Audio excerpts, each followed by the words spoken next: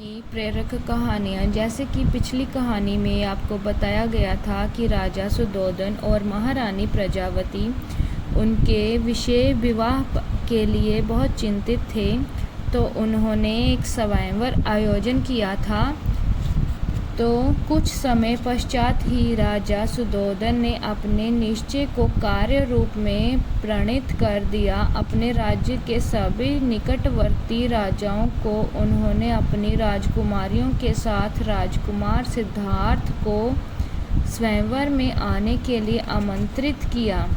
राजकुमार सिद्धार्थ अत्यंत सुंदर, उदार और प्रतिभाशाली थे। प्रत्येक राजा अपनी पुत्री का विवाह उनके साथ करने के लिए उत्सुक थे। स्वयंवर की तिथि और वार निश्चित कर दिए गए। निर्धारित समय पर विभिन्न राज्यों के राजा अपनी पुत्रियों के साथ स्वयंवर में आ विराजे।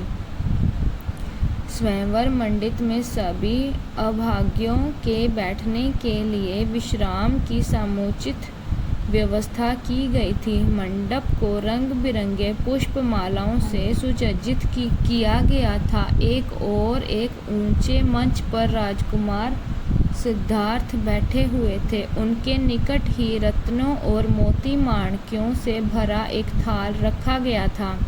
राजा सुद्धोधन और राज्य के उत्तराधिकारी गण भी मंच पर एक और विराजमान थे। राजा की आज्ञा से स्वयंवर की कार्रवाई आरंभ हुई। विभिन्न राज्यों की राजकुमारियां क्रमशः राजकुमार सिद्धार्थ के आसन के निकट पहुंचती और उन्हें अभिवादन करती, किंतु राजकुमार किसी की ओर दृष्टि उठाकर नहीं देख रहे थे। राजकुमार सिद्धार्थ अपने निकट रखे थाल में से मुट्ठी भर मोती माणिक्य उठाते और चुपचाप आने वाली राजकुमारी को भेंट स्वरूप दे देते। राजकुमारी उदास मुख लिए लौट जाती। बहुत देर से यही क्रम चलता रहा, यहाँ तक कि थाल के सभी मोती माणिक्य इसी प्रकार राजकुमारियों में वितरित हो गए। अब केवल थाल ही शेष था। अंततः एक राजकुमारी सिद्धार्थ के पास आई। उसकी आंखें चंचल हिरणी के समान थी।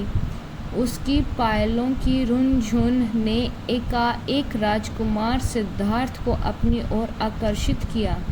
राजकुमार ने उसकी ओर देखा तो राजकुमारी का मुख लाज की लालिमा से लाल हो गया।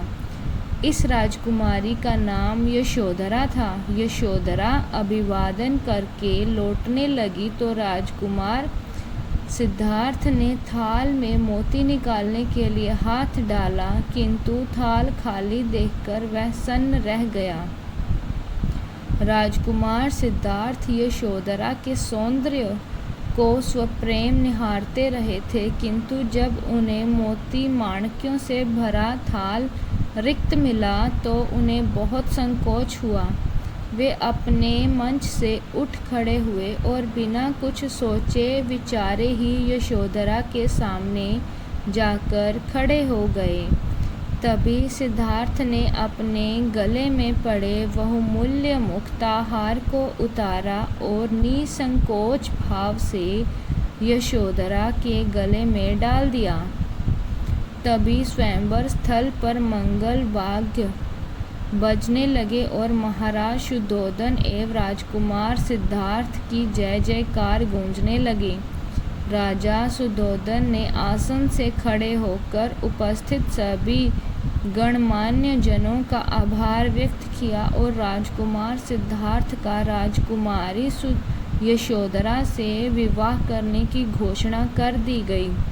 राजकुमारी यशोधरा के पिता ने भी उपस्थित जनों का धन्यवाद करते हुए राजा सुद्धोधन की घोषणा का अनुमोदन किया।